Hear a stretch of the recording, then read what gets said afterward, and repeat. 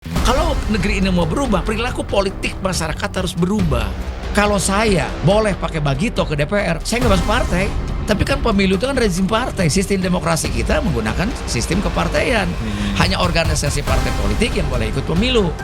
NU besar, Muhammadiyah besar, nggak bisa ikut pemilu. Karena bukan partai politik. Nah itu gitu.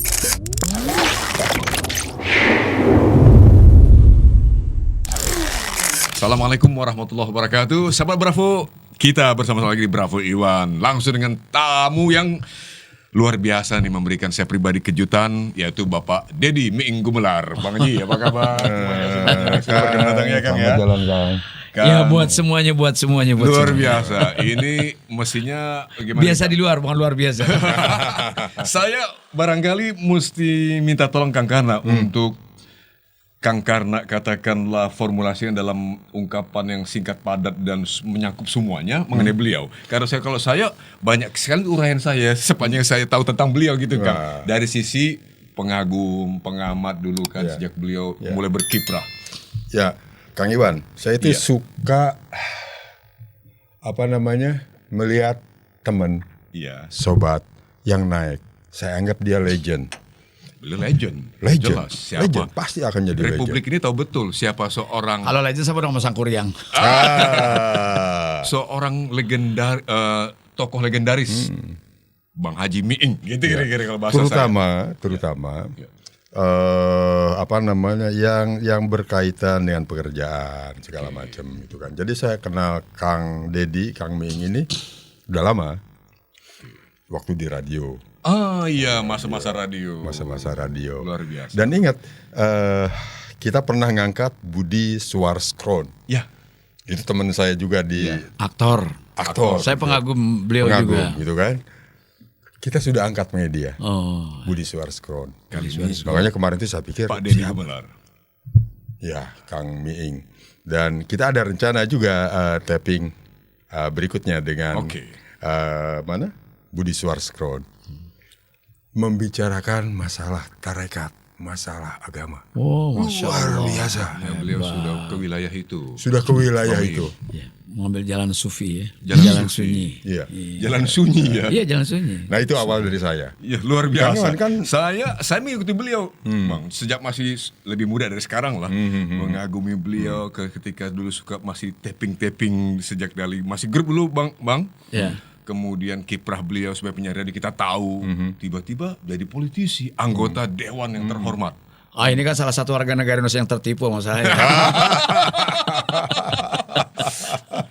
ini beneran ya, Lebay itu loh, biasa aja. 2009 sampai 2014. Ya, kan? saya anggota DPR. Dari fraksi PDI Perjuangan. PDI Perjuangan 2009. Mewakili dapil Banten kalau salah ya. Banten 1, Pandeglang dan Lebak. Mencakup Pandeglang dan Lebak. Iya, 2 kabupaten. Tapi kemudian kok justru keluar dari partai politik itu? Ceritanya gimana? Ya, saya kira sesuatu hal yang biasa saja. Jadi kalau ada orang pindah partai, ada orang pindah rumah, disikapi seperti biasa saja. Biasa saja. Kalau misalnya dalam satu instansi ada mutasi dari Pangdam kemana gitu biasa saja kalau saya sih. Itu sesuatu hal yang biasa ya, normal aja. Tapi saya menangkap justru dari awal tampaknya bagi seorang Deddy Miing Gumelar tuh enteng-enteng tadi atau bahasa biasa aja, nothing tulus ya, apapun itu. Loh, lalu emang Harus apa? Emang harusnya gimana? Loh. Kan kita tahu, kita sepakat dulu. Boleh berdebat nih, boleh berdebat. Boleh. Kan? Saya senang kalau diajak debat. Sederhana. Ini kan soal prinsip, soal cara pandang. Hidup itu adalah paradigma. Iya. Jadi orang akan dituntun oleh cara pandangnya dia. Nah, ini menarik. Saya tidak ingin berbicara soal kenapa saya pindah dari PDI, tapi misalnya gini, atau mundur dari PDI Perjuangan yang ikut membesarkan saya. Dimanapun saya akan berterima kasih. Pertama khususnya pada almarhum Pak Taufik Imas, Itu keren. yang meminta saya untuk menjadi anggota PDI. Lalu saya dilantik oleh Bu Mega menjadi anggota PDI. Lalu saya dilepas ke dapil bertanding, lalu saya menang, lalu saya jalankan menjadi anggota DPR RI selama 5 tahun. Nah, setelah itu tidak lagi. Itu sesuatu hal yang biasa saja. Kiprah 5 tahun itu kan membawa misi partai pastinya, Bang. Tapi ada juga misi pribadi kira-kira. Oh, salah. Karena gini, langsung Enggak, kalau saya yang pertama misinya misi rakyat, bukan misi kebintangan Bang Haji Miing waktu itu adalah kasus Hambalang misalnya kan gitu. Ya. Itu apa di Itu situ? kalau itu Yang- kan tugas aja, Oke. tugas. Dan itu tadi yang saya ingin kembali ke mundur ke belakang. Ya. Tadi persoalan perdebatan kita ini. Iya. Saya bilang orang akan dituntun oleh cara pandangnya dalam hidup. Setuju nih.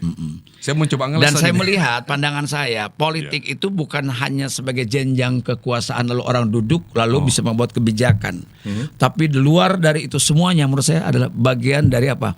Dimensi muamalah orang terbesar yaitu di politik. Apa artinya? Tujuan hidup manusia apa sih? Wa ma khalaqtul jinna wal insa illa liya'budun. Tidak dikuciptakan jin dan manusia kecuali untuk mengabdi kepada Tuhan. Nah, ini yang agak berbeda dengan keadaan biasanya para politisi. Iya. Ya, ini kan berbeda. Makanya patut kita gali lebih dalam lagi nih Kang Iwan. Persis. Kang Iwan. Siap.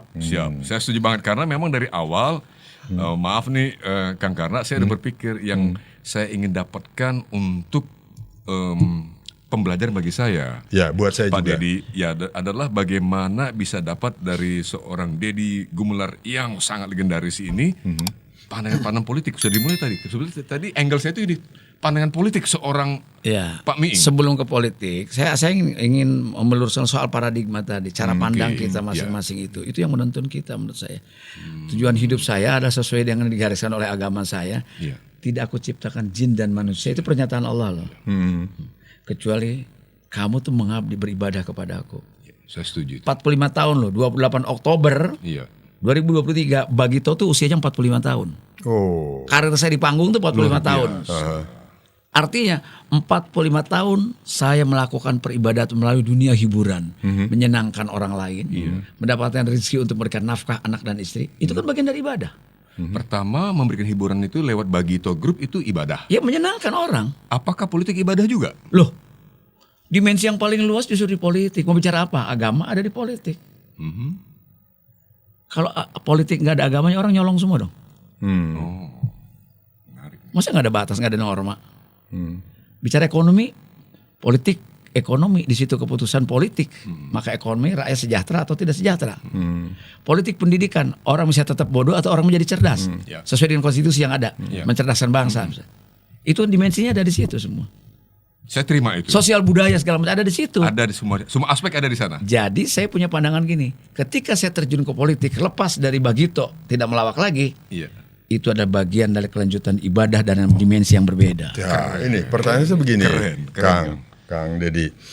Itu kok bisa gitu kan? Bisa beralih sedemikian rupa dari seorang pada saat itu 45 tahun berkiprah Di panggung hiburan. Dan sosok Miing pada saat itu kan Dahsyat. dahsyat sekali.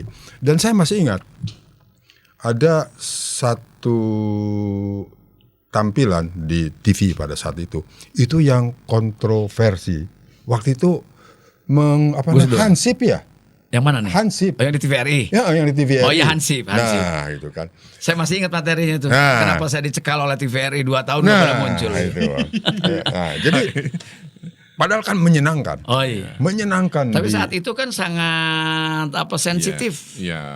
Isu-isu kritik Ya. sosial Ya. terhadap pemerintah itu sangat kritis. Dan belum ada yang berani pada Ya. saat itu. Belum ada yang berani. Bagito Group berani. Ya, Masuk enggak, wilayah maksud itu. saya begini, Kang Iwan. Iya. Dunia hiburan tuh kan yang gemerlap gitu. Kok bisa-bisanya langsung beralih ke apa itu yang yang menjadikan Kang Dedi? Cara pandang saya itu menggunakan jalur humor keseniannya itu.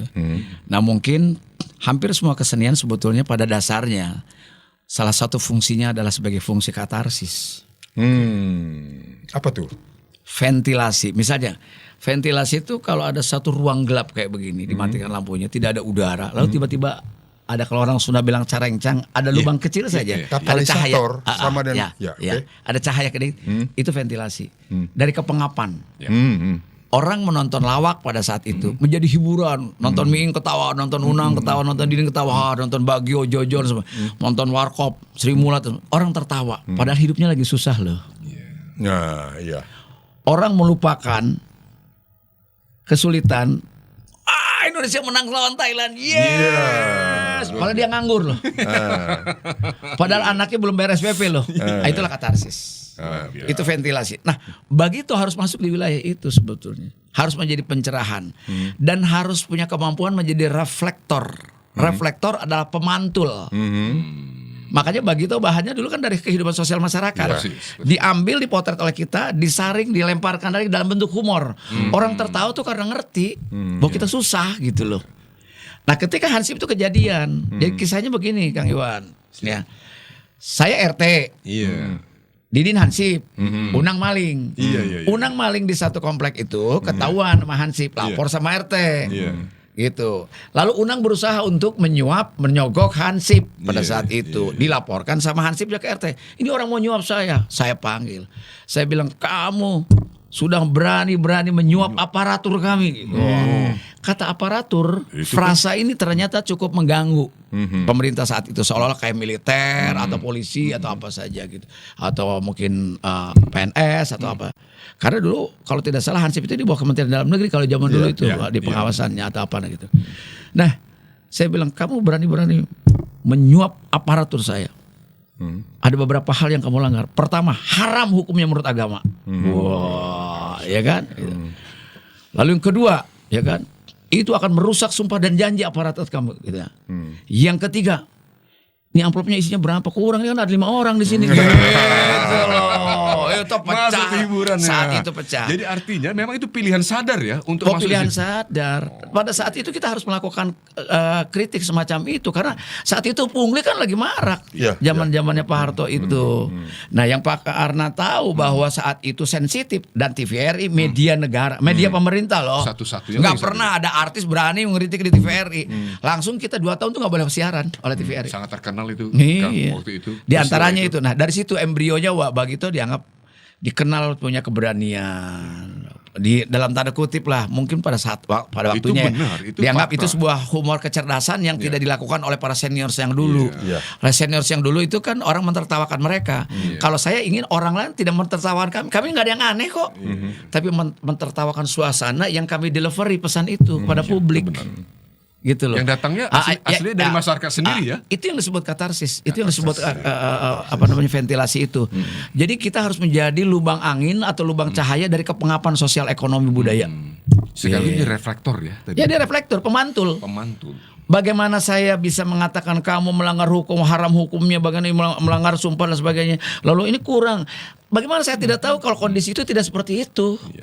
Kenapa orang tertawa? Kalau orang tahu kalau orang jawab tuh kayak gitu loh.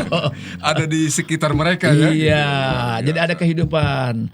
Nah, jadi menurut saya humor ya itu bersaudara sepupu dengan politik, dengan seks, gitu. Yang cerita soal seks, lucunya seks, tidak usah pelawak. Orang biasa juga bisa cerita, lucu orang ketawa. Kenapa? Seks itu kan sesuatu anugerah kodrat yang menempel, bahkan alat kelaminnya pun nempel dalam tubuh kita. Bagaimana nggak akrab? Ya kan? Fakta. Atau penyimpangan Misalnya. Kang Wian ke depan atau Pak Karna ke depan ke condet situ ke pasar itu pakai daster siang orang ketawa. Kan aneh kan? Iya, betul. Gitu loh. Dan jadi ada apa namanya? Ada penyimpangan, ada penguasaan. Betapa dunia entertainment itu ternyata memang bisa positif ya. Dalam filosofi seorang Deddy Gumelar. Karena bisa menjadi semacam means, alat untuk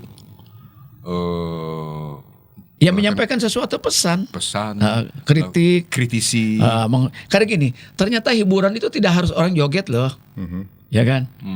Saudara-saudara, malam ini kami akan umumkan penurunan harga BBM. Itu juga hiburan. Iya. Kenapa tidak dilakukan cara begitu? Gitu. Itu hiburan. Tapi bisakah dikatakan entertainment lewat lawakan misalnya itu adalah an education process? Bisa kira-kira? Bisa. Semuanya sama, bisa semuanya gitu. Jadi menurut saya kesenian itu hanya tools ya, alat. Hanya alat untuk bisa mengirim pesan dengan media apa. Contohnya misalnya kita jadi ngomongin humor ya sekarang. Tidak sedikit penceramah agama yang memilih ngelucu dulu sebelum menyampaikan ayatnya gitu loh. Pilihan itu adalah karena untuk mengikat orang untuk tetap diam. Ternyata orang kita kelirunya apa? Dia lebih membutuhkan hiburan daripada mendapatkan siraman rohani gitu loh. Itu kenyataan itu. Itu kenyataan gitu.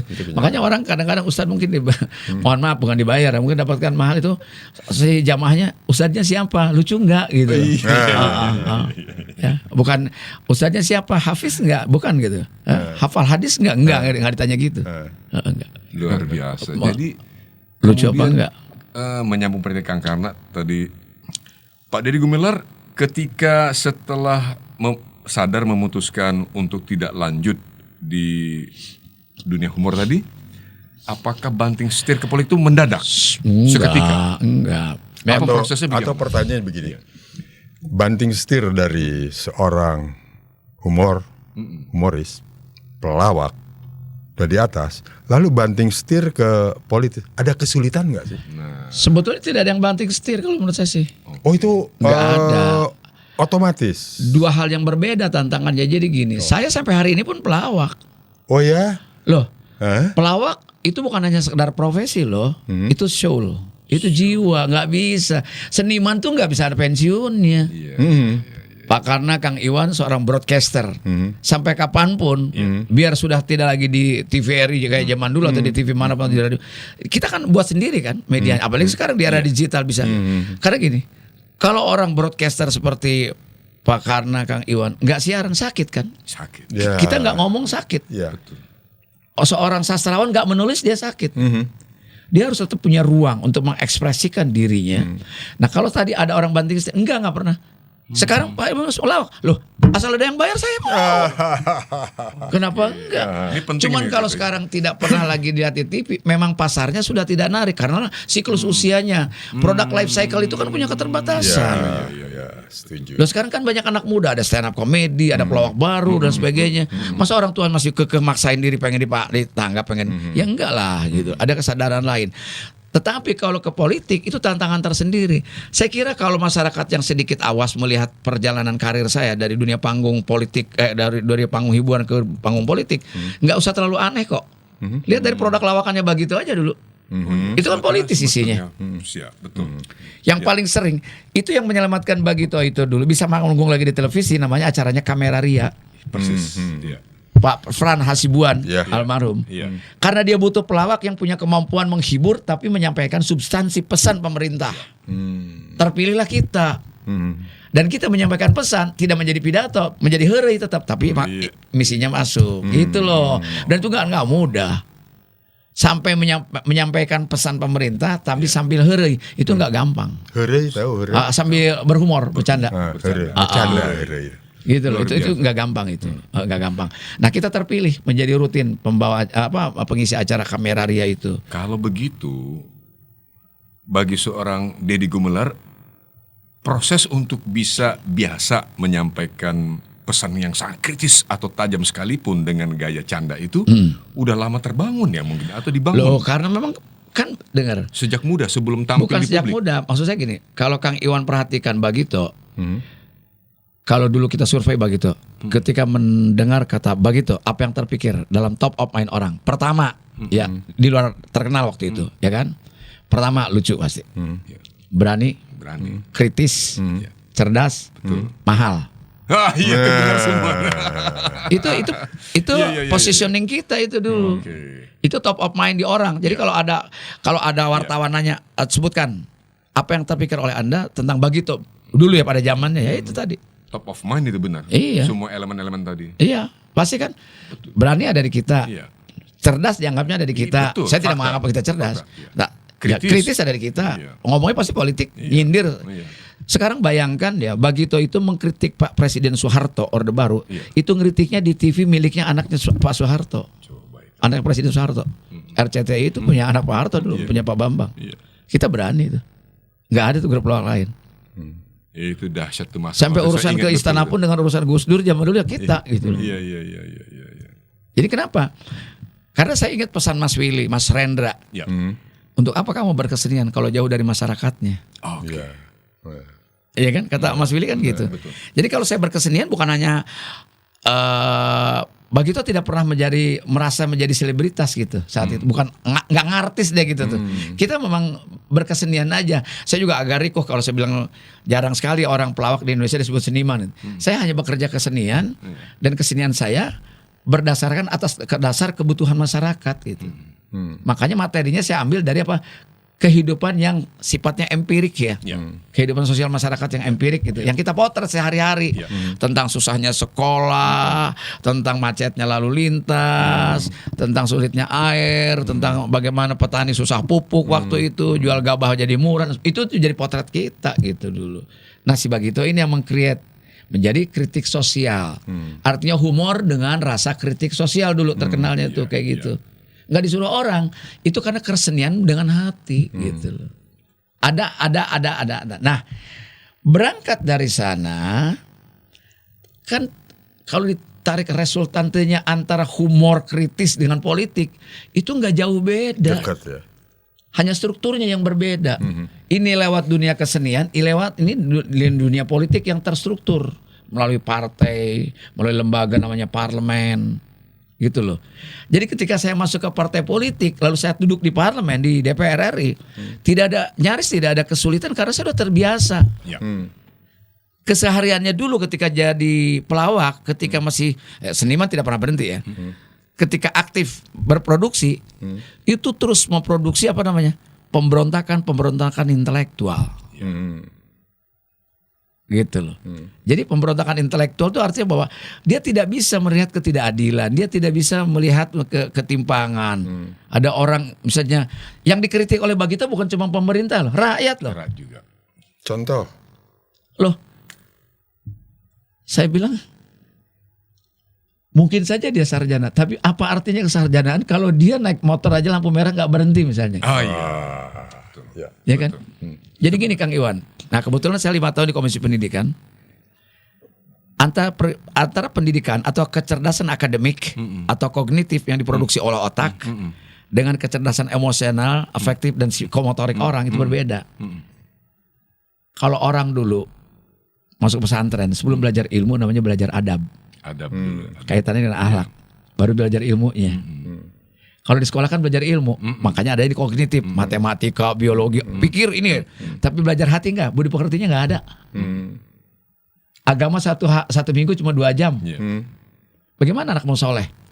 Kalau bapaknya soleh, kalau enggak repot kan. Nah, jadi maksud saya kalau ada anak nih analoginya, kalau ada anak umur 20 tidak bisa bahasa Inggris karena persoalan uang kursus, maka umur 25 tahun dia punya uang, umur 30 tahun dia pasti bahasa Inggris ya, 5 tahun. Oke, setuju dulu itu, teori itu. Setuju. Oke, dia kursus 5 tahun masa nggak bisa bahasa Inggris? Tapi kalau ada orang umur 30 tahun naik motor lampu merah nggak berhenti, jangan dikasih nasihat, tunggu tabrakannya aja.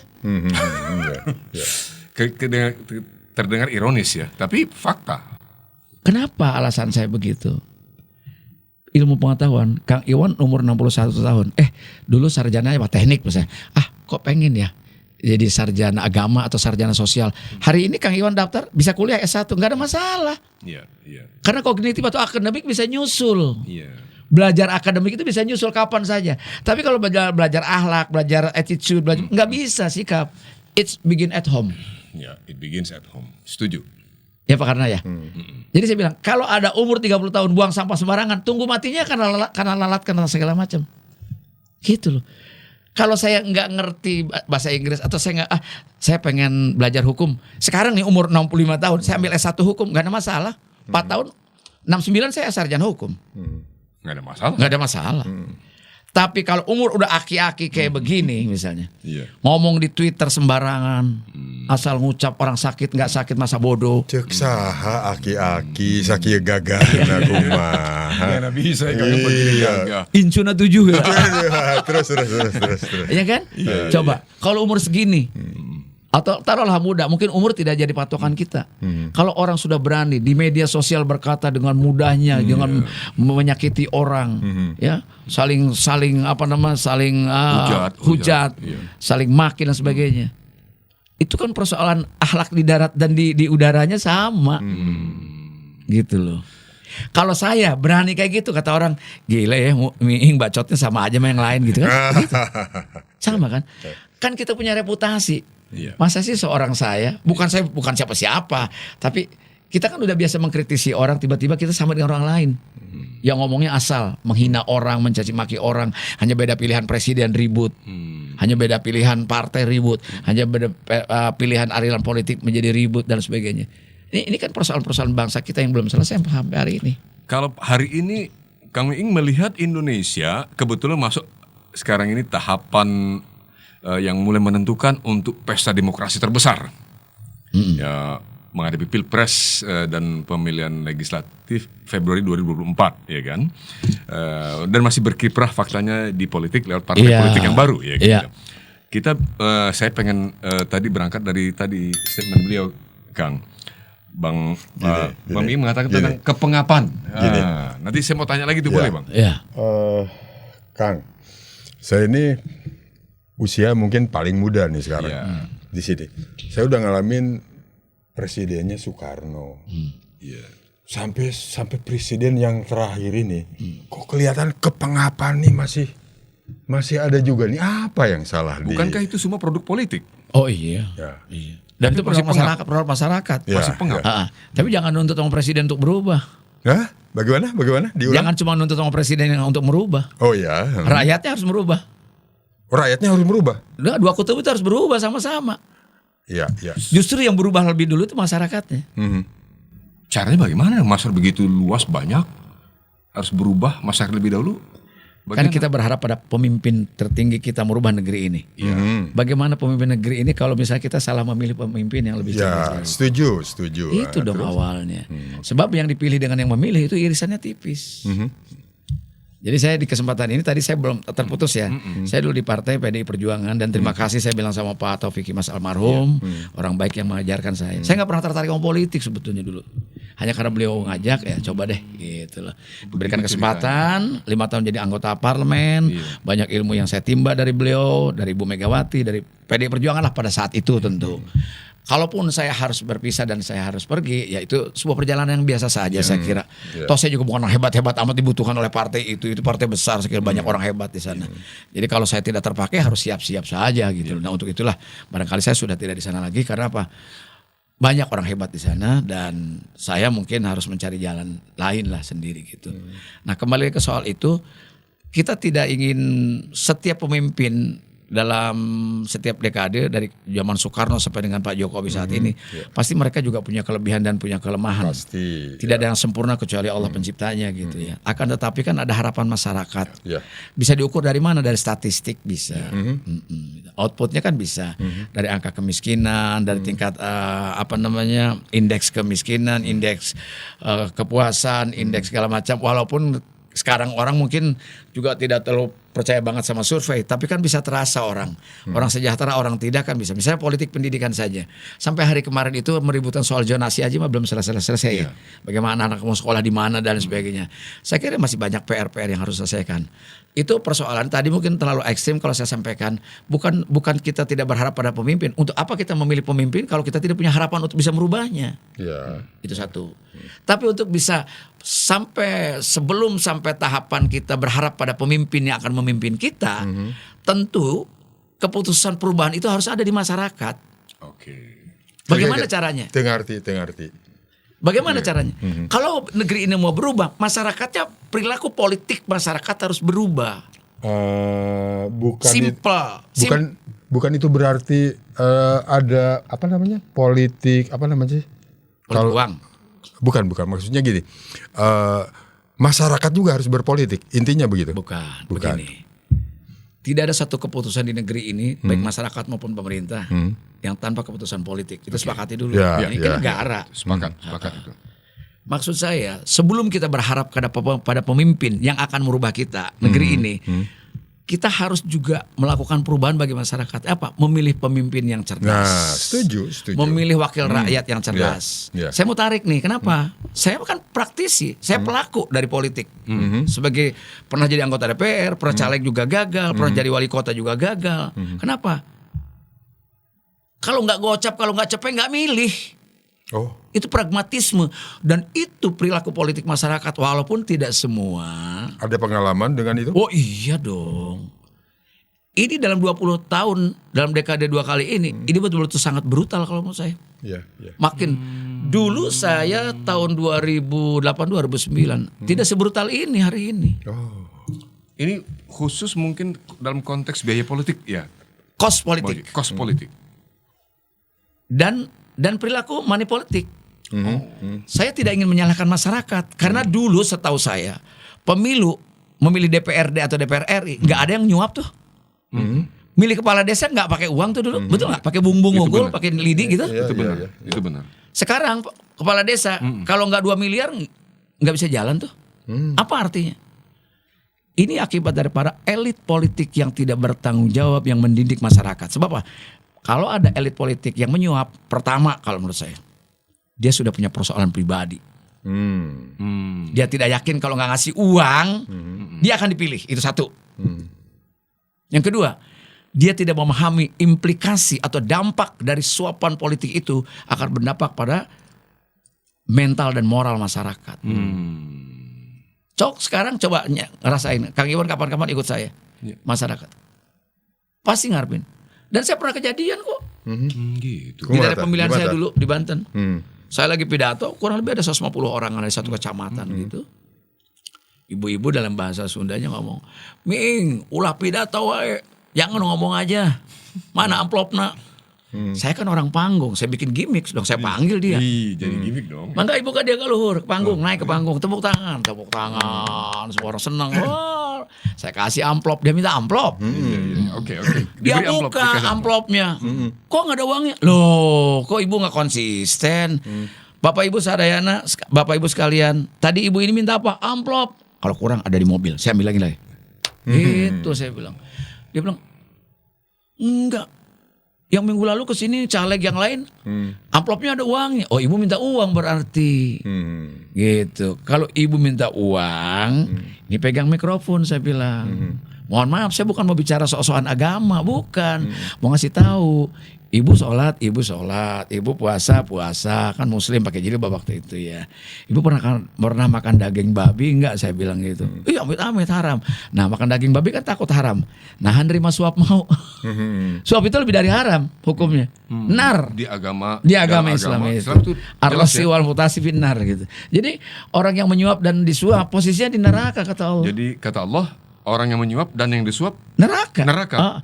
Jelas. Betapa Nar. larangan itu nar. Itu final kan? Final. Bahasa hukumnya inkrah. Nggak bisa PK tuh. Iya. Berarti nggak ada PK. Ya kalau misalnya orang makan daging babi, saya tidak ingin bikin fatwa kan, bukan ahli agama kan. Masih mungkin bisa tobat, bisa kondisinya berbeda, tidak ada yang dimakan lagi kan, bisa saja seperti itu. Tapi kalau ini nar nggak bisa. Sudah 1400 tahun yang lalu Allah mau warning kita, mengamanatkan, memerintahkan jangan dekati suap itu. Kenapa? Bagaimana mungkin kita negara bisa jadi baldatun thayyibatun rabbun ghafur, menjadi negara yang sejahtera, adil makmur kalau pemimpinnya hasil suap, wakil rakyatnya hasil suap gitu loh. Ya khawatir. Dia bisa melakukan apa saja karena sudah merasa membeli dari masyarakatnya. Dan masyarakat kita kadang-kadang nggak sadar. Dikasih beras 2 kilo dengan minyak goreng 1 dengan jilbab selembar, senang seolah-olah dia kebajikan. Itu penghinaan bagi masyarakat sebetulnya. Ya kedaulatannya punya dia. Masa kedaulatan orang, hak suara orang yang profesor dengan petani sama dibayar hanya 2 kilo beras 2 tahun pun kurang. Apa hak mereka? Hak mereka diperjuangkan oleh anggota DPR ini adalah kesejahteraan ekonomi, kesejahteraan pendidikan, kesejahteraan sosial. Semasa apa dulu, artinya? Di Pancasila ada tugasnya politik adalah apa coba? Kesejahteraan bagi seluruh rakyat Indonesia. Ketika menjadi anggota Dewan Perwakilan Rakyat selama 5 tahun itu, Bang Haji Miing merasa melakukan itu enggak? Kalau ada orang ngomong tapi tidak melakukan, rasanya keliru. Iya. Sekarang kalau saya ngomong nanti jadi PR, pencitraan. Cek aja ke sekjenan deh. Ya. Cek di dapil saya deh gitu Ya. aja.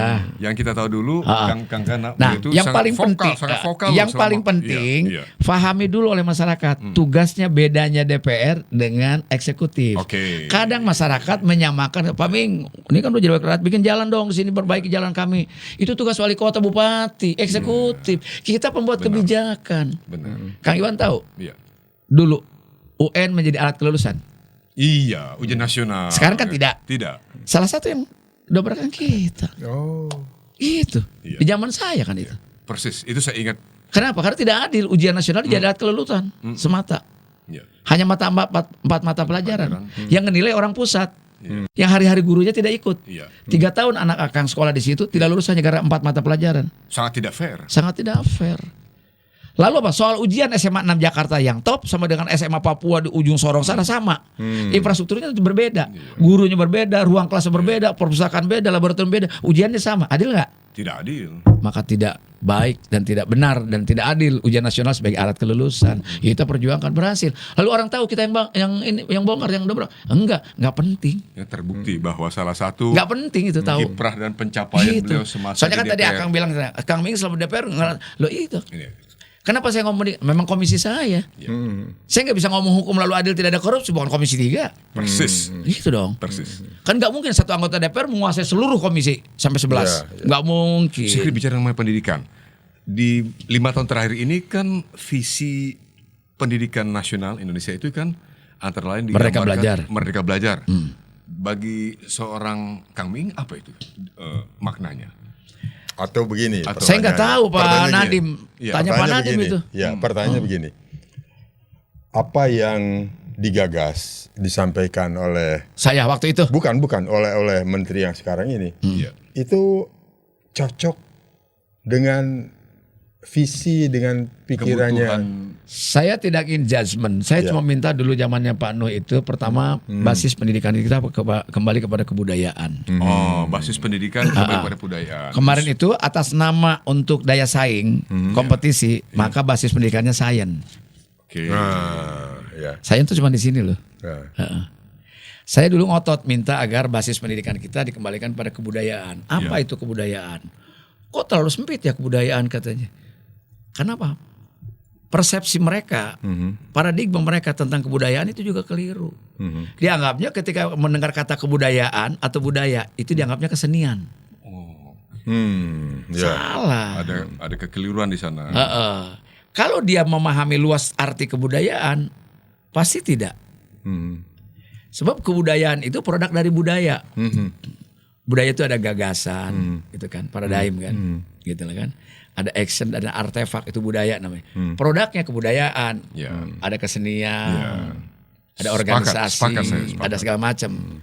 Jadi kalau mengacu pada teorinya antropolog kita yang terkenal Kunchara Ningrat itu, poin kebudayaan itu ada 7, kesenian tuh nomor 7. Yang pertama tuh paradigm, cara pandang yang saya bilang tadi, selalu cara Kembali pandang. kita ke situ. Orang tuh arah hidupnya tuh akan dibangun oleh cara pandang, cara pikir orang.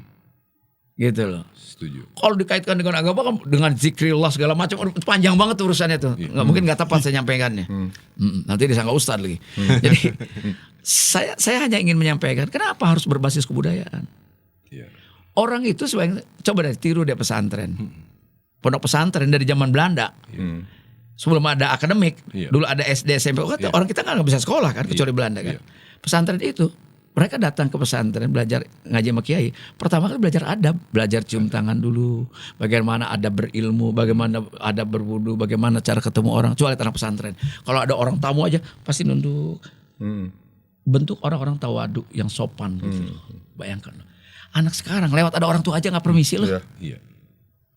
Gimana coba? Apa karena itu sebagai dampak dari pendekatan yang tadi sampai oleh Kang Mi Oh ya itu sangat keliru, dong, sangat, ya sangat dong. Sangat scientific. Iya. Orientation. Enggak, anak kita hanya dibangun dengan ini. Dengan isi kepala, kognitif, akademik. Ya. Ilmu bumi atau geografi, mungkin biologi, bahasa Inggris, matematik. Tapi hatinya kan nggak dibangun. Adab di sini. Adabnya ada di sini gitu loh. Kalau takut ada di sini. Wah gila, nggak mau ke studionya Pak karena ada Kang Iwan, saya punya utang. Itu takut. Tapi kalau ditarik rasa malu, ditutup tembok 7 lapis pun tidak akan hilang malu itu. Itu ada di sini. Clear itu, Iya. keren. Iya kan? Ditarik ke agama. Kalau lu nggak punya rasa malu, sebagian iman lu hilang kata agama. Iya kan? Al-hayawi minal iman. Malu sebagian dari iman. Gimana sih gitu. Nah maksud saya, kenapa basisnya harus kebudayaan? Biar orang berbudaya gitu loh. Jepang, Korea, ya.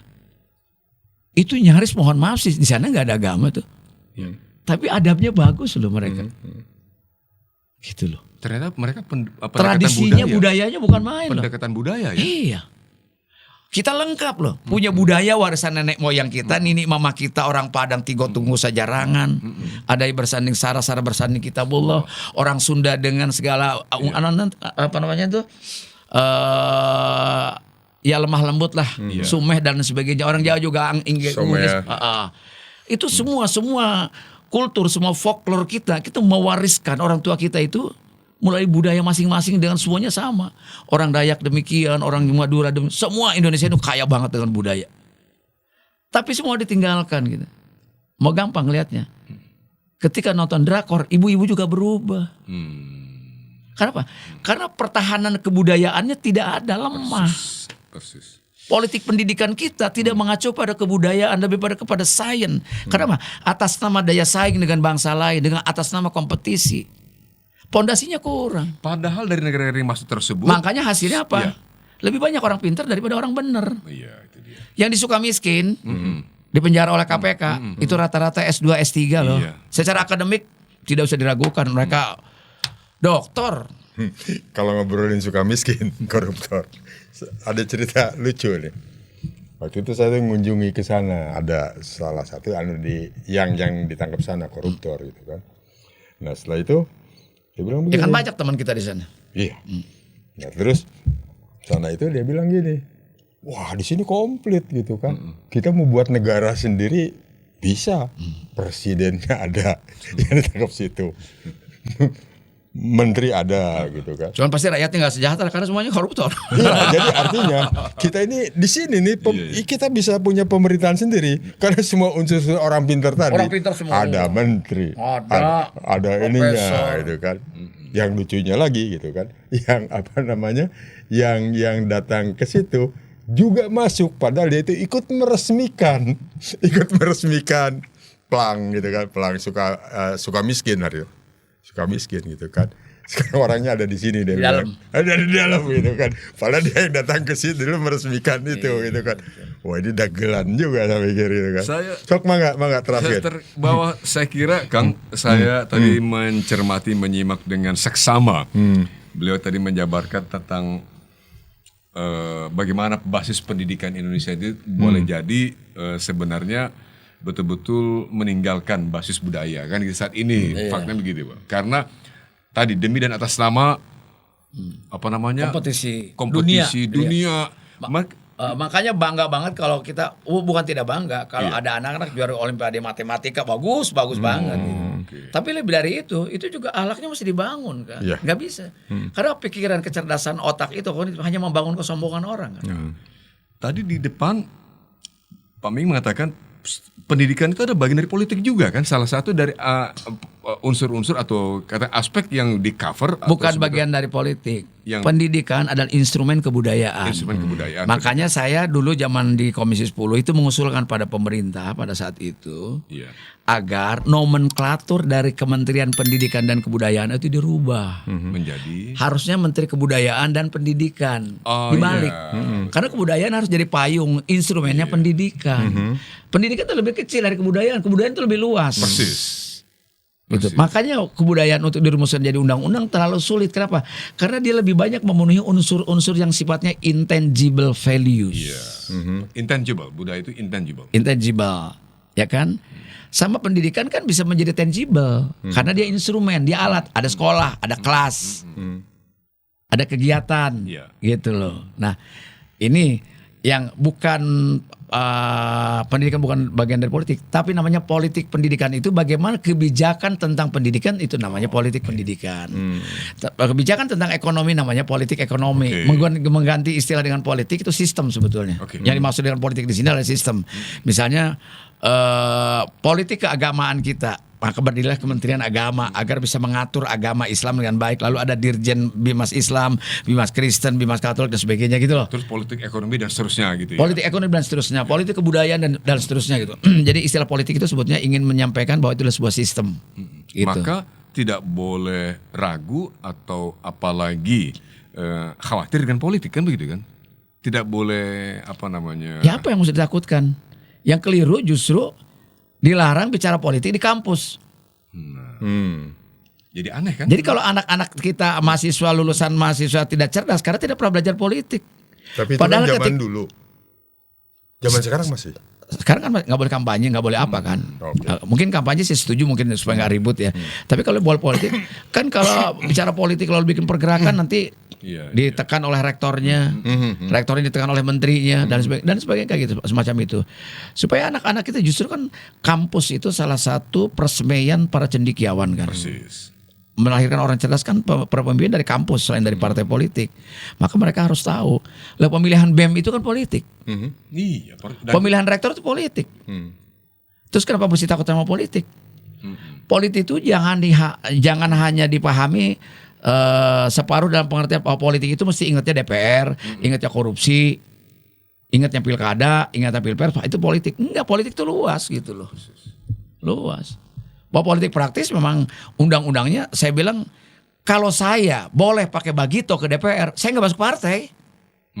Tapi kan pemilu itu kan rezim partai. Sistem demokrasi kita menggunakan sistem kepartaian. Hanya organisasi partai politik yang boleh ikut pemilu. NU besar, Muhammadiyah besar, nggak bisa ikut pemilu. Karena bukan partai politik. Nah itu gitu. Nah sementara orang persepsinya politik itu selalu kotor. Yang dilihat segelintir kecil loh, orang-orang yang melakukan kejahatan atau kesalahan, sehingga orang jadi tergeneralisir lah gitu loh, semuanya gitu itu aja. Ini saya bilang tadi soal pemahaman aja, soal bagaimana persepsi ya akhirnya yang itu loh. Tadi pertanyaan belum terjawab. Nah yang sekarang tadi mengenai sekolah lah katakanlah, pendidikan sudah cocok apa yang terfikirkan. Saya secara spesifik tidak ngikutin betul ya kebijakan dari Menteri Pendidikan yang sekarang ini tentang Merdeka Belajar. Tapi kalau mengikuti kata Merdeka Belajar, saya setuju. Harus merdeka orang, nggak boleh tertekan. Iya. Tapi kan banyak pelanggaran. Contoh gini, contoh sederhana. Saya dulu kelas 1 SD masuk umur 6 tahun. Itu tidak naik kelas. Setelah saya dewasa saya tahu kenapa yang membuat saya tidak naik kelas. Karena bapak saya. Saya sekolah di kampung SD-nya. Di Lewi Damar, di Rangkas Bitung, Lebak sana. Tempat Dawes Dekker bupati zaman dulu. Kenapa bapak saya tidak ngasih? Dia bilang, nak, di kampung kita nggak ada taman kanak-kanak yang untuk kamu bermain. Untuk preschool. Preschool nggak ada. Maka langsung masuk SD umur 6 tahun. 1 tahun anggap dia bermain dengan teman-temannya. Ternyata kalau kita lihat di Undang-Undang nomor 20 tahun 2003 tentang Sistem Pendidikan Nasional dan di PP nomor 19 bahwa anak itu ya sesuai dengan siklus usianya nggak boleh belajar baca di calistung, membaca, menulis, menghitung itu di TK atau di PAUD. Itu undang-undangnya ada. Kenapa? Kesehatan siklus otak manusia belajar baca itu di umur 7 tahun ke sana. Tapi banyak sekali kepala sekolah dasar, kepala SD yang tidak mau menerima anak TK ke SD yang tidak bisa baca. Itu sudah pelanggaran. Itu pelanggaran ya? Pelanggaran. Memaksa anak. Jangan bangga, anak saya gila matematikanya bagus belum sekolah loh. Membacanya juga jago. Itu dipaksakan otak anak itu. Padahal masih sampai dengan menjelang Siklusnya. umur 7 itu harus bermain dulu anak. Kan harus natural, harus alami. Pendidikan itu dia mau kita alami. Sebab apa? Kalau kita mengacu kepada filosofi pendidikan yang diajarkan oleh Ki Hajar Dewantara. Filosofinya apa? Cuma 2 tujuannya. Mencerdaskan bangsa dan membangun watak. Iya. Watak in English is karakter. Karakter. Gitu loh. Yang gagal kita di karakter orang. Ya kan? Lebih memahami budaya Korea ketimbang bangsanya sendiri orang Sunda. Sok karena ke Bandung.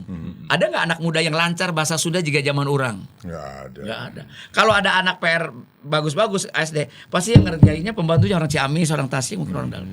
Dulu tuh waktu saya SR zaman dulu ya.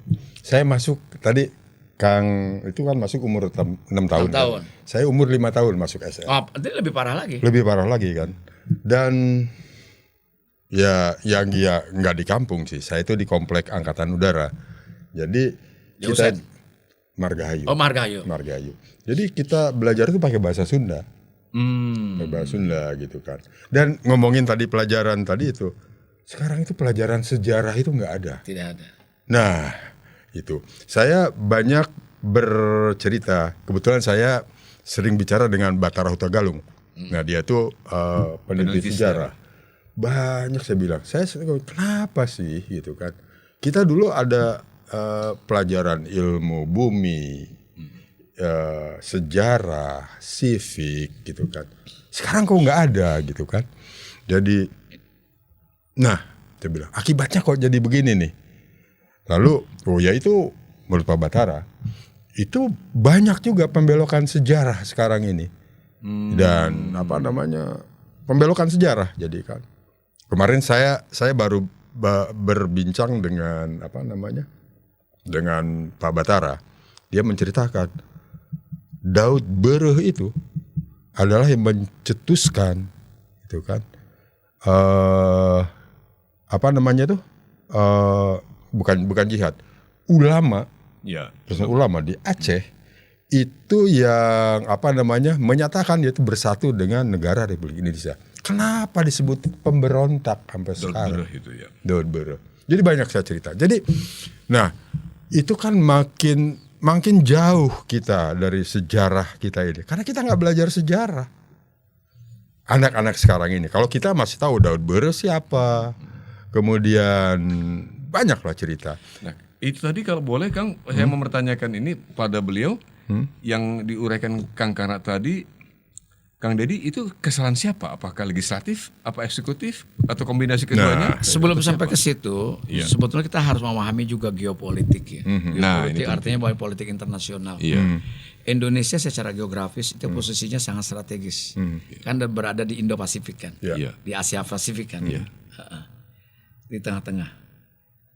Tapi kan yang harus mengambil keuntungan kita sebenarnya dari segala macam transit lalu lalang kapal melalui terusan Selat Malaka dan sebagainya. Tapi kan Singapura lebih cerdas.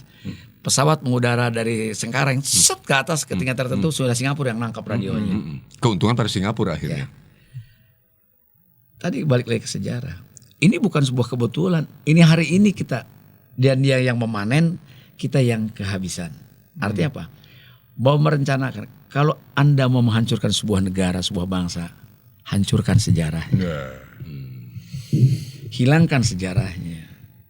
Maka dia akan selesai dengan mudah menguasai Indonesia. Sekarang udah tinggal enak. China masuk ke sini dengan mudah. Eropa, Amerika seperti dulu lagi. Jadi sebetulnya penjajahan ini masih tetap berlanjut. Kalau mengacu kepada apa yang dituliskan oleh Mahatma Gandhi dalam bukunya gitu. Inggris itu bukan karena kuat dan hebat menjajah India, karena memang kalian yang memberikannya. Ucapan Mahatma Gandhi kepada India. Kurang lebih kan sama dengan kita. Kita yang membukakan pintu dan jalan bagi mereka untuk masuk dan kalau menjajah hukum lagi. itu kan harus berkeadilan.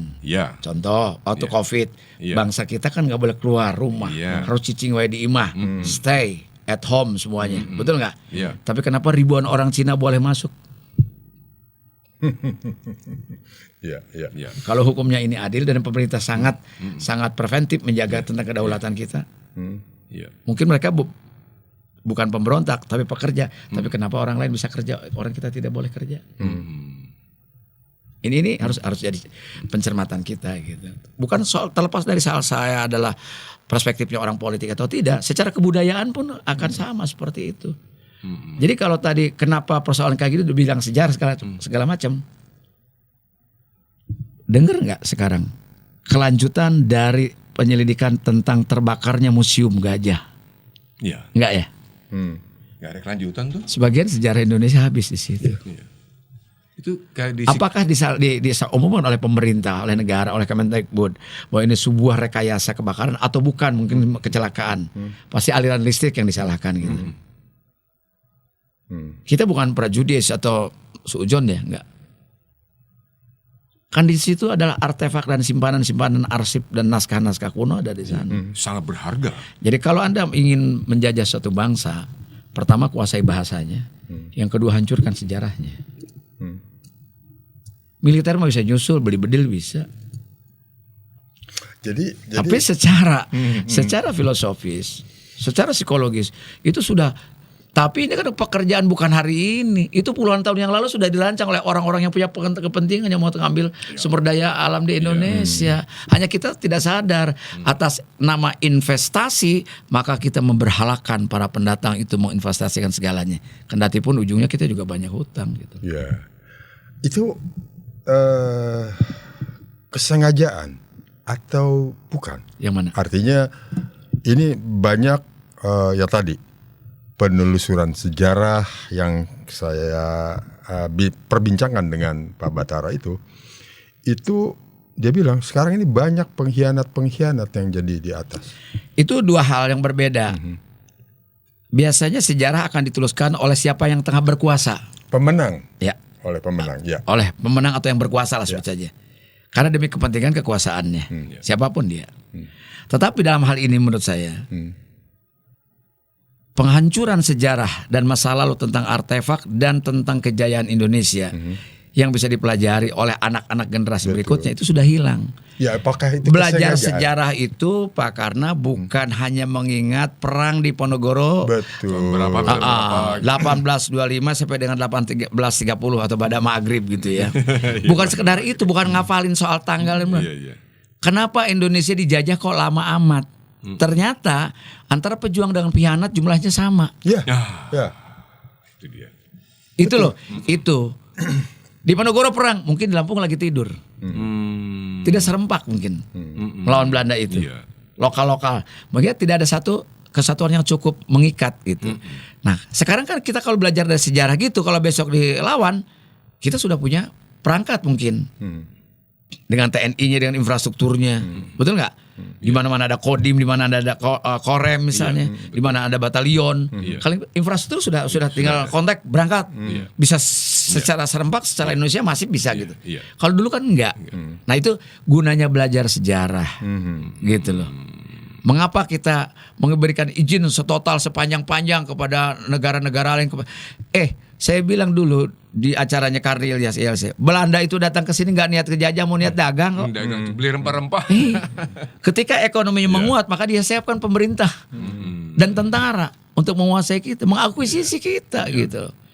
Nah, ini barangkali dibutuhkan oleh para pemimpin dan para calon pemimpin itu belajar sejarah itu gitu loh.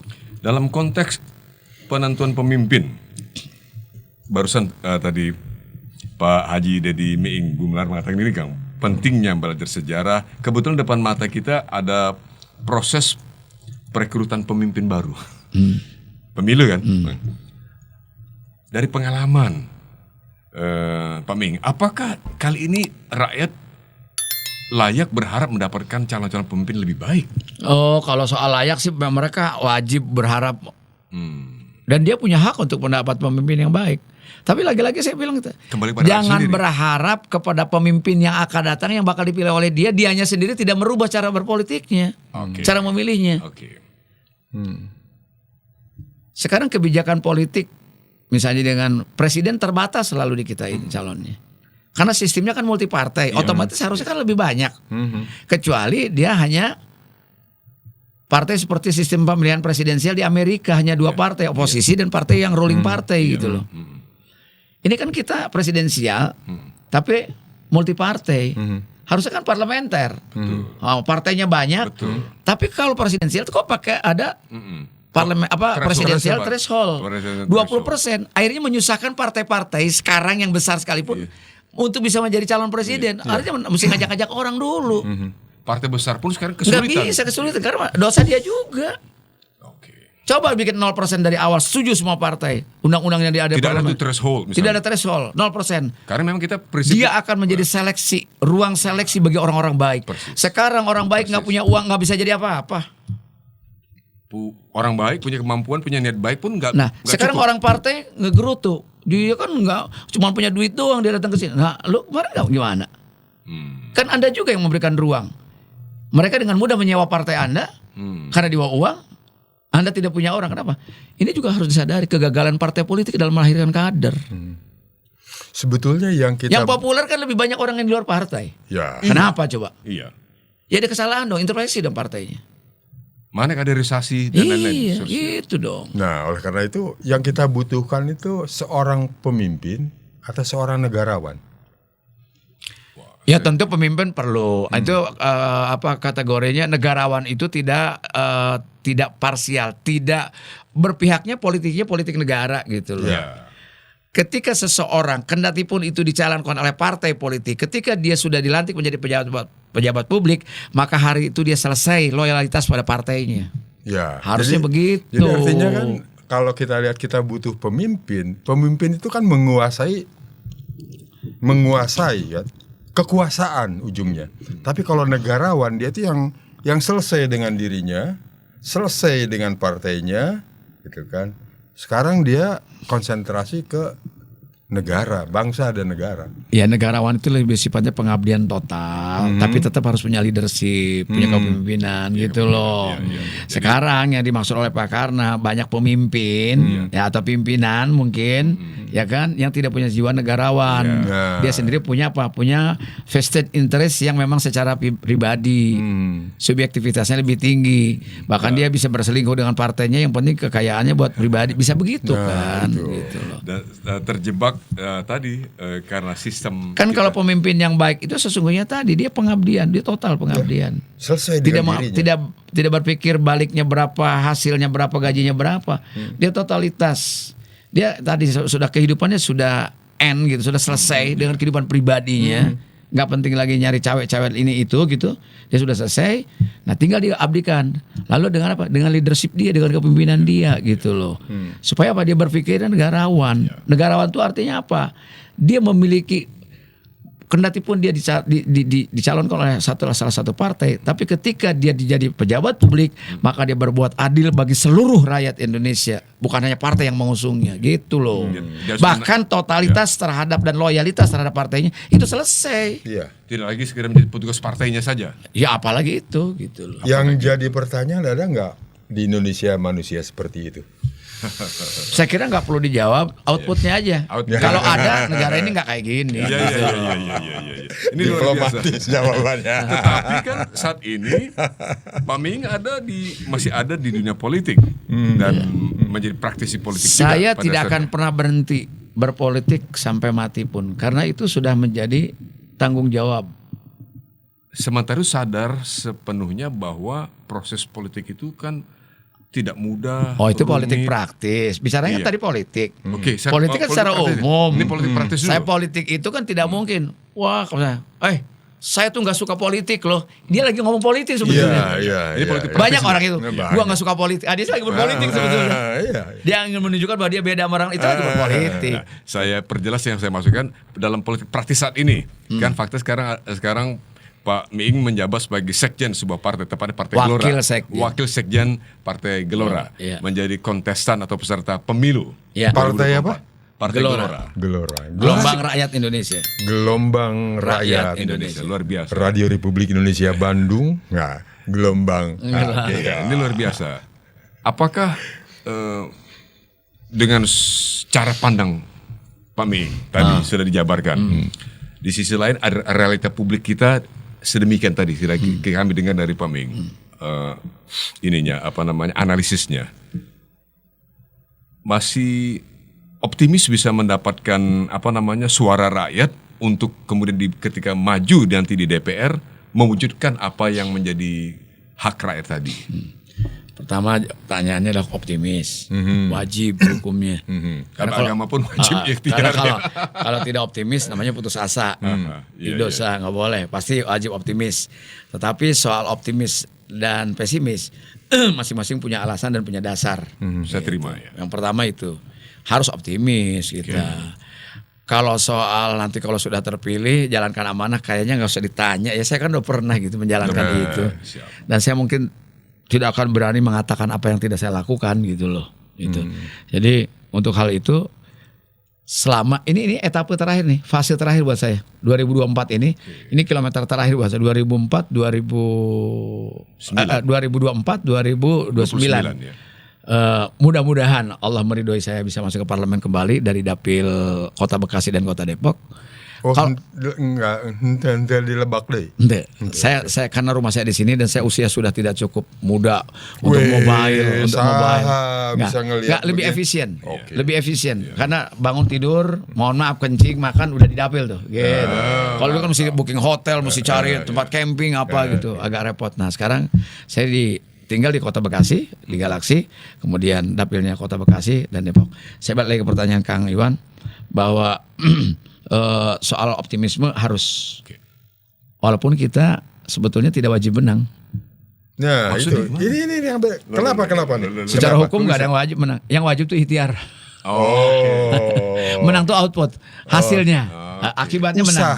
Usaha duluan. Wah, yang diwajibkan tuh adalah usahanya, ikhtiarnya dan munajatnya, doanya. Munajat, ikhtiar. Tapi di ikhtiar itu akan habis-habisan, maksudnya total, tetap dong. Lah iya total dong. Nggak ada prestasi yang tidak capai cara leha-leha, nggak ada. Itu sadar betul kita. Harus tempur. Pejuang tuh harus tempur. Bukan nyantai terserah Allah gitu. Enggak lah. Nggak bisa ya. Nggak bisa. Lu syariatnya ikhtiar itu kan itu. Allah akan mengabulkan permintaan kita kalau kita sudah pada tingkat sangat optimal usaha kita.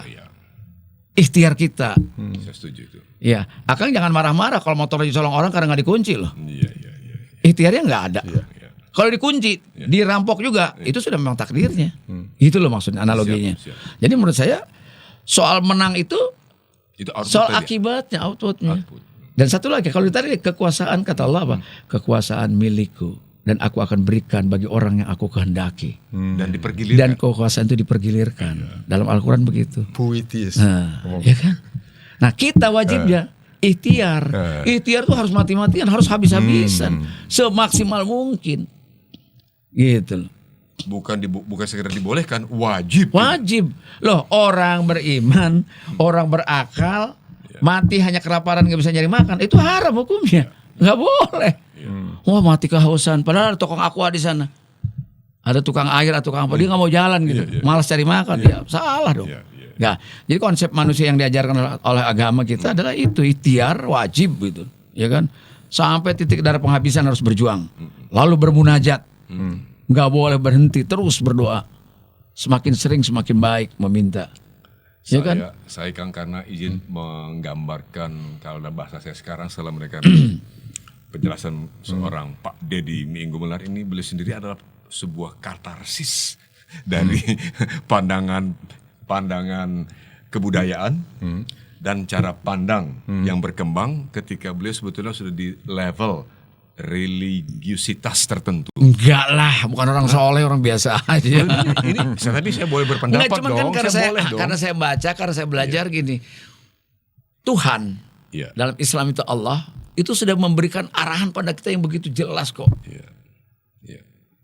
Saya setuju itu. Dalam kitab melalui Rasulnya, bayangkan loh. Kenapa? Jelas guidelines-nya. Jelas. Saya selalu sampaikan kepada konstituen saya, pemilih saya. Orang Islam, mohon maaf, bukan sih soal ngomong sok-sok agama. Paling sederhana dan paling mudah mencari pemimpin. Iya. Ya kan? Laqad kana lakum fi Rasulillahi uswatun hasanah. Sesungguhnya sudah ada dalam diri Rasul ada contoh yang baik. Udah contoh aja cara memimpin dia. Cara menyiapkan perang, cara menyiapkan ekonomi di masjid, cara menyiapkan sosial budaya keagamaan.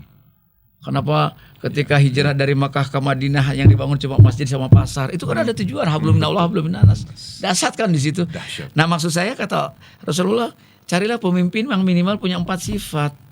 Yang asidik, orang benar, jujur. Jujur. Kalau pemimpin jujur saja, 1 sifat aja dulu. Jangan yang sifat yang lain. Pertama, aman. Jujur, baru asidik tuh. Baru asidik doang, udah aman itu nanti. Belum lagi fatonah ya. Baru yang kedua apa? Amanah. Nggak berkhianat dia. Sidik amanah. Karena besok anggota DPR atau presiden atau menteri atau gubernur segala macam, demi Allah aku bersumpah. Bayangkan atas nama Allah. Berat itu. Ya kan, akan membela dan memperjuangkan daerah pemilihan dan rakyat memilih. Gitu loh. Iya kan? Itu kan bersumpah kita. Gitu. Artinya apa? Maka carilah pemimpin yang punya sifat sidik. Bagaimana kita tahu dia jujur atau tidak? Makanya pilihnya pemimpin yang kau kenal, kata Nabi. Iya. Yang nggak kenal jangan dipilih. Ini mah gara-gara tim suksesnya bawa sembako langsung dipilih aja, nggak kenal juga. Gimana Bang? Ya. Betul nggak Bang? Iya kan? Sidik, amanah, tabligh, punya kemampuan menyampaikan keberanian, wattawasau bil haq. atau sebesok. Ya kan? Punya kebenaran. Menyampaikan kendati pun pahit tentang kebenaran. Yang keempat, ya pilih dong pemimpin atau wakil rakyat yang cerdas, yang fatona, yang bukan nyuap gitu loh. Iya. Saya tuh di kelanjutan. Tapi mencari itu susah nggak? Susah. Kelanjutan yang cerita saya yang orang ibu minta amplop itu kan, saya bilang. Tapi ibu sampaikan sama suami ibu, sama tetangga ibu, nggak usah milih saya nggak bakal ngasih uang. Ibu nggak milih saya juga nggak apa-apa. Tapi mohon maaf kalau orang Betawi bilang, kalau lu kagak bantu gue nggak bisa bantu lu besok. Sederhana. Kalau lu besok mau dibantu sama gue, karena gue punya kebijakan, gue punya kewenangan, gue punya kekuasaan, gue punya kedudukan, akses untuk membantu lu lebih luas daripada gue nggak jadi apa-apa. Iya dong. Ya. Fair kan? Fair banget. Nah. Ya. Tapi kalau lu anak lu rapotnya ditahan sama guru gara-gara nggak bayar SPP, SPP-nya gue bayarin, lu tetap nggak usah milih gue. Itu saya. Itu saya. Supaya gue nggak nyuap lu. Dan biar ketahuan bahwa gue juga ikhlas tuh bantu lu. Ini soal kemanusiaan. Kalau suami ibu sakit, yuk gotong royong yuk, saya ikut bantuin, bayarin rumah sakitnya. Bukan untuk memilih loh, memilih beda. Tapi, ibu nggak milih saya juga nggak apa-apa. Ini kemanusiaan saya. Tapi kalau saya ngasih uang atas dasar saya ingin dipilih, itu yang masalah. Masalah. Jangan main-main, itu agama. Ya, tadi kan yang menyuap dan disuap itu posisinya di neraka. Neraka. Tadi cara menghilangkan money politik itu, saya pernah ditanya di ELC, pertanyaan yang sama dari Pak Karna kayak gini, oleh Kang Iwan juga sama gini. Saya sampaikan begini, kenapa? Kalau DPR RI mau ringan tugasnya, tidak semuanya kompak, tidak memberi apa-apa kepada masyarakat. Ya. Emang bener itu? Dalam suap, dalam bentuk suap loh ya, uang. Nggak, emang bener yang seperti digunjingkan di masyarakat itu mereka nerima duit? Ya banyak lah. Ada serangan fajar, ada serangan 3 hari sebelumnya. Ada ngaliwat apa segala macam, banyak. Ada. Semuanya ya. Contoh sekarang, banyak relawan dan tim sukses bikin pelatihan ini pelatihan itu karena dia tim suksesnya ada calon presiden ini. Kenapa bikin pelatihan kalau saya sama rakyat baru sekarang mau pemilu? Kenapa kan dari kemarin-kemarin? Ya. Betul nggak? Ya. Bikinin taman, ayo kita gotong royong ngasar. Oh sekarang anak muda kerahkan, sekarang kursus ini memandikan mayat. Kenapa baru mau ada calon presiden? Karena dia sebagai tim suksesnya. Esensinya tetap suap itu kan. Mencari simpatik orang dengan cara-cara material. Gitu loh. Tidak dengan cara pendidikan.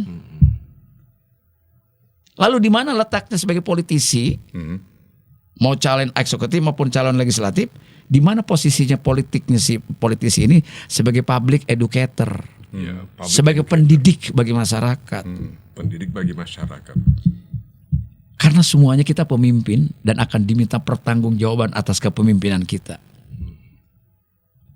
Saya pengecut. Nah udah, bisa begitu. Saya lakukan karena saya pengecut. Karena besok saya akan mati. Saya akan diminta pertanggungjawaban. Saya udah kebayang betapa sakitnya, betapa ngerinya, betapa beratnya. Menghadapi pengadilan itu nanti. Oh iya. Tidak ada pengacara. Tidak Tapi ada bukan pembela. pengecut. Oh pengecut pada Allah, pada Tuhan. Takut. Iya takut dong. Oke, berarti Untuk mempertanggungjawabkan kita. Pengecut dengan takut mah beda tuh. Iya takut saya. Ya. Kita untuk besok mati aja tidak cukup bekal loh. Tambahin dosa politik lagi. Wah. Kita hari ini soleh aja gak bisa berdosa masa lalu gimana? Gitu loh. Wah, luar biasa. Iya dong. Emang kalau kita hari ini soleh sampai mati terus kita bisa menebus dosa masa lalu? Walaupun tetap Allah memberikan satu ruang yang dimana jangan putus asa terhadap rahmatku atau ampunan itu juga rahmat Allah. Oh, kita ditantang, diundang sama Allah. Ud'uni astajib lakum aja nggak mau doa bangun aja susah. Gimana? Pas diundang itu ya untuk berdoa kan pasti di minta tuh sama owner, jangan sama perantara. Owner tuh kan sang halik yang punya kan. Oh iya dong. Jadi saya tetap perspektif politik saya adalah ya harus jadi ibadah, nggak bisa. Oke. Emang mau ngapain, mau kaya lu dari politik? Kasarnya begitu. Nggak mungkin lah kaya. Jadi sekali lagi. Tapi ayah nu kaya. Ya Allah alam, saya nggak berani ngomong. Jadi walaupun mungkin hampir bisa dipersyaratkan bahwa itu ilegal bisa saja. Saya camkan itu, Kang, dari beliau. Perspektif politik seorang Pak Haji Dedi Minggu Gumelar adalah ibadah. Iya, memang ibadah. Politik ibadah. Iya. sampai akhir hayat akan dijalankan seperti itu kan gitu kan? Insya Allah. Saya menang karena Allah ridho, jalankan amanah dengan baik. Kalah harus tetap husnudzon bahwa Allah punya rencana yang lebih baik buat kita. Tetap konsisten dengan semua prinsip-prinsip tadi ya. Ya kan saya udah pernah jadi anggota DPR. Iya, Kalau kamu udah disogok udah kali proven, udah proven itu. Udahlah. Saya punya catatan ini kan, saya mengikuti sebagai wartawan ya. Sekarang saya ini aja saya cek ke sekjen lah, cari sekjen DPR loh. Itu lengkap loh datanya. Lengkap data ya. Kemudian tentang setiap orang anggota DPR. Capaian-capaian dalam semua risalah rapat tiap komisi itu ada kan? Ada lengkap. Sampai rekaman suara saya sidang ada lengkap. Semua risalah ini tertulis. Pertanyaan mau dijawab mau nggak terserah Kang. Jadi, gonjang ganjing ayo dah nih sekarang ini nih. Gimana ta? Mengenai politik sekarang. Kita lihat tadi di TV kan. Wah, begitu berbondong-bondongnya mereka yang datang mengeluh-elukan, mengantar seorang calon wakil presiden dan presidennya, dua itu kan luar biasa. Gimana ta? Kalau saya sih melihat tidak lebih dari hanya sebagai business as usual gitu ya. Itu hanya sebuah kegiatan rutin politik 5 tahunan. Yang datang itu mungkin belum tentu pada tahapan ingin berubah, tapi minimal dia dukungan dulu. Karena 5 tahun yang lalu juga kejadiannya sama kayak gini juga. Gitu. Bukan putus asa atau dan tidak. Dan itu bisa diatur pesimis. ya? Oh iya. Okay. Artinya gini, kalau saya lihat dari semua kandidat yang ada mungkin yang agak miskin di narasinya. Kalau di pendukung mungkin banyak, tapi di narasi artinya gini, tidak ada sesuatu yang baru karena sebab yang pidatonya itu adalah juga masih punya kekuasaan. Dalam 9 tahun ini punya kekuasaan, sampai hari ini masih punya kekuasaan. Tapi mau ngomongnya masih kan nggak perlu akan, harusnya 9 tahun yang lalu dia lakukan sebetulnya. Betul nggak? Nanti kalau kami menang akan begini begitu loh. Diamanatkan konstitusi udah lebih lama dari tahun 45 itu. Kenapa baru nanti akan menang? Sekarang juga udah lagi menang kok. Saat ini dia masih terutama incumbent loh ya. Incumbent. Masih dalam masa dia menjalankan amanat. Ya kalau incumbent mungkin agak kurang pas kalau bicara akan, ada suku kata akan gitu. Karena di saat ini pun punya kekuasaan, kalau mau merubah sekarang rubah aja. 9 tahun yang lalu dia rubah mestinya. Luar biasa. Dan menurut saya ingin juga pada calon bupati, wali kota, eksekutif atau apapun itu. Menurut saya nggak usah terlalu sulit bayar konsultan yang mahal-mahal tentang visi dan misi, dibuat naskah ada akademik segala macam. Jalanin aja Pancasila sama Undang-Undang Dasar 45 itu selesai itu. Baca deh semuanya. Itu visi negara, itu visi bangsa itu. Laksanakan aja itu. Jangan asal punya cita-cita peraturan dirubah agar bisa. Jangan dong. Ngacak-ngacak konstitusi terus gitu. Keren. Jangan dong. Iya nggak? Kalau menurut saya sih gitu. Keren. Baca konstitusi. Misalnya kalau kami menang akan fakir miskin akan dipelihara oleh negara itu tahun 45 udah ada di konstitusi itu. Iya. Di pasal 33 juga sudah ada gitu. Betul. Itu loh. Luar biasa. Ya kan? Enggak, saya mau ngomong apa? Air, tanah, bumi, bukan dan udara dimiliki oleh rakyat kan? Untuk kesejahteraan dikelola oleh pemerintah atau negara, enggak kan? Kesejahteraan. Oleh negara siapa yang dikelola? Nikel sama Cina, batu bara sama orang luar. Ya kan?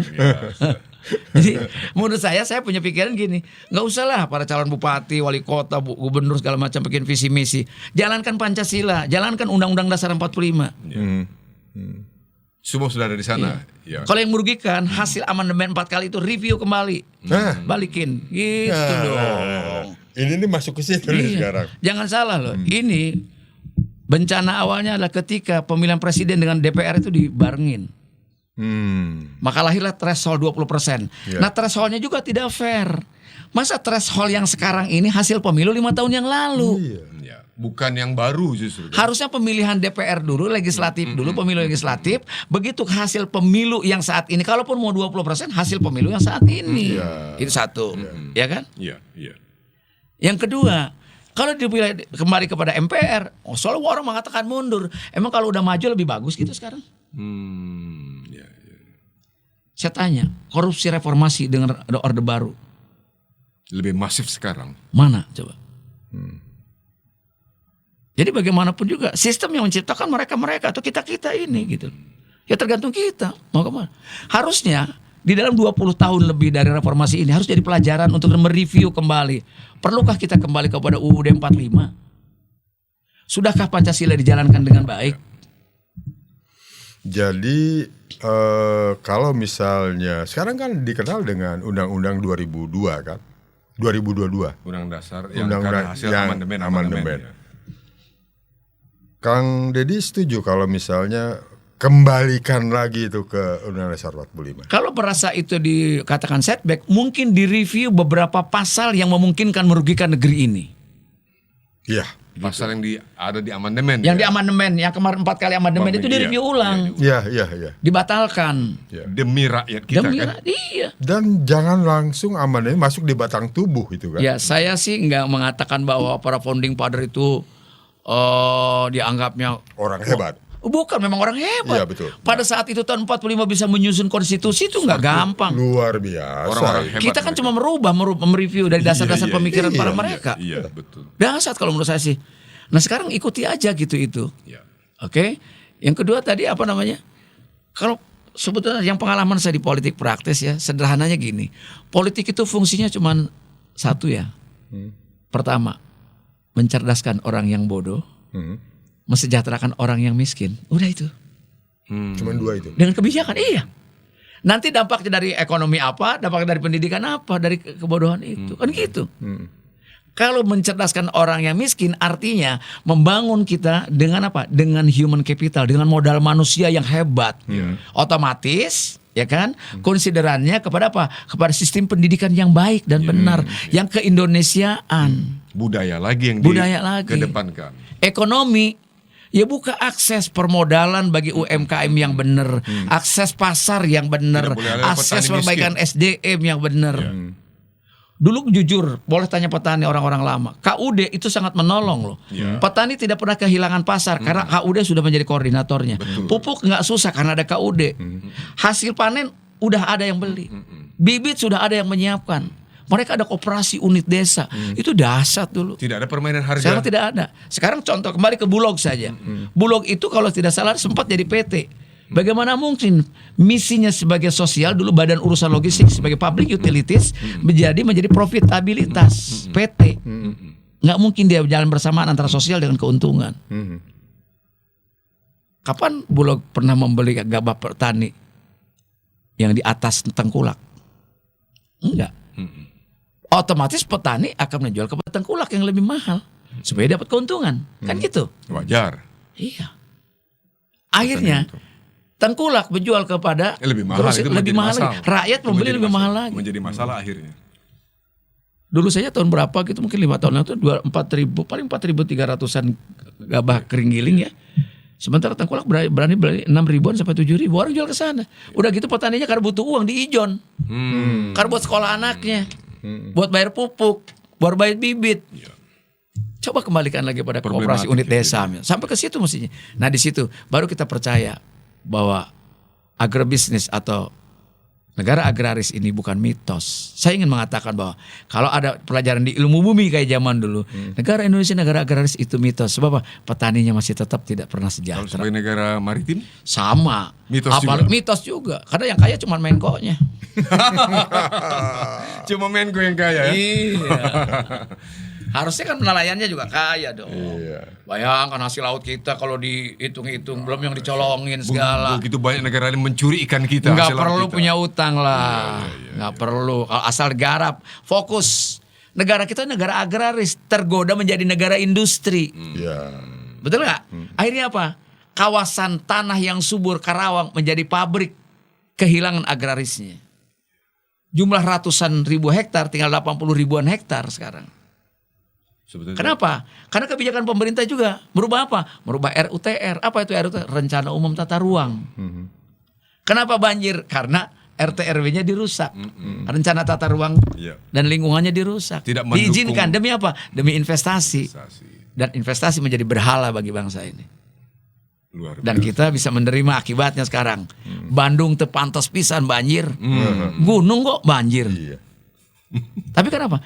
Karena Dago Puncur yang serapan penyimpanan air sudah tidak lagi berfungsi sebagai itu. Di sana hotel berbintang, bangunan tinggi sudah berdiri. Lalu ketika Allah memberikan hujan pada manusia, di mana disimpannya kecuali di pohon, di hutan dan di gunung-gunung. Sekarang menjadi bersih.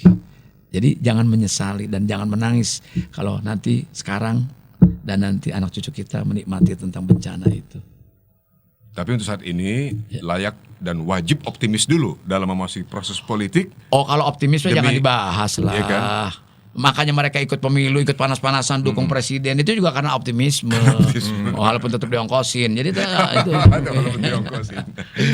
Oke. Menarik, Kang. Nah, terima kasih banyak. Ya. Pak Haji Dedi Meing Gumelar, Kang Meing, terima kasih banyak sudah berbagi, sudah sharing pada kami, terutama buat Saya sih pribadi. cuma pesan menyolong sedikit nih Iya. Curcol bagi masyarakat yang pendengar Bravos atau penonton Siap. Bravos itu yang di kawasan kota Bekasi sama kota Depok itu dapil saya. Mohon bantu saya dan agar saya bisa bantu teman-teman yang lain yang ada di kota Depok dan Bekasi itu. Amin. Kalau orang Betawi bilang lu bantu gue sekarang, besok gue bantu lu pasti. Iya, kata orang Batak sekarang. Ini jangan kali pertama dong. Oh, nggak boleh Kang dong, Meing nggak boleh diundang pertama. berikutnya. Iya. Nanti kita cek update-nya, Kang. Bagaimana perkembangan realisasi dari interaksi antara beliau dengan rakyat. Iya.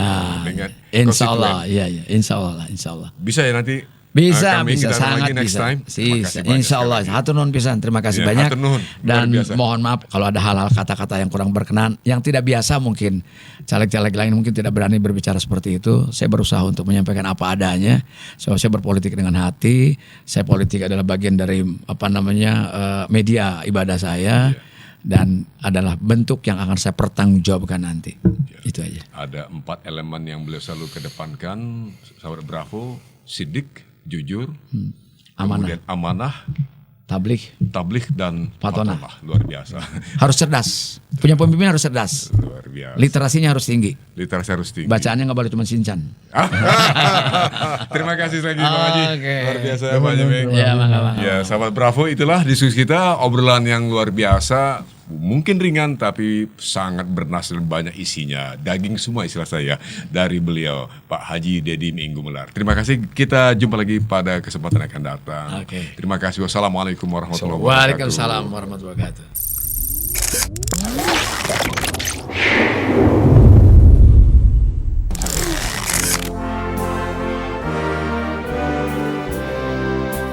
Terima kasih Anda masih terus mendengarkan Bravos Radio dari Batu Ampar 1 nomor 6 Kramat Jati Jakarta Timur. Bravos, your digital radio station.